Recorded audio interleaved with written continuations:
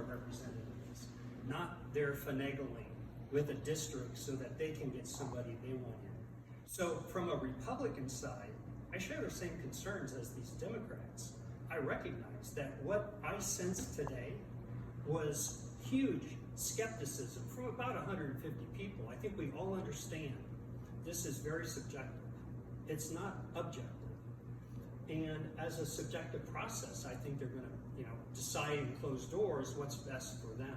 And in my case, what's best for them may be eliminating someone that doesn't fit real well into the general mold of the GOP. And with the representative to be able to voice more diversity, more representation in your community and represent you well, why is that help out in general? Right, because what I've learned is a representative can either represent the voters or represent Indianapolis to the voters. And I think most of what I see are representatives going to the State House to only come back and tell the voters what's supposed to happen. That's not the way it's supposed to work. So we found a representative who is willing to represent us at the State House, and that rubs people the wrong way. And then why is it so important to, I think a lot of people talk about bipartisan issues, but I think the spectrum of democracy has all sorts of different representations of further conservative, middle conservative, further democratic, further liberal, and why is it so nice to have that mix go to make changes? Well, it's important to have all this dialogue, but when the GOP supermajority controls who they want to have there, they're influencing that dialogue.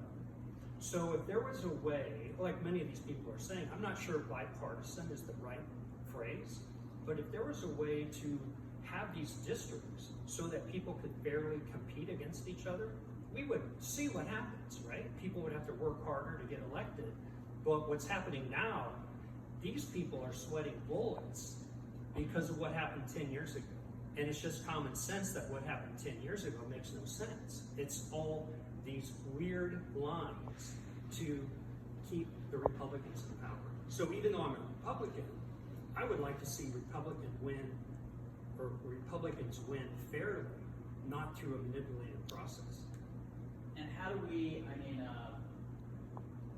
we're trying, you came out here today to let the representatives know, let the senators know what you're looking for. Why is it so important that we get it right? And what does the future of democracy look like in 10 years if we get it wrong? Well, it looks like what we're seeing now, except maybe by a factor of 2 or 3, right? You were in the room, people are not happy. That's because of what happened 10 years ago. And it was so flawed 10 years ago that we're living with that now. If they do that again, it's not going to be a good next 10 years. And quite frankly, not sure I believe all this COVID stuff about why this is late, but they don't have a lot of time to put this together.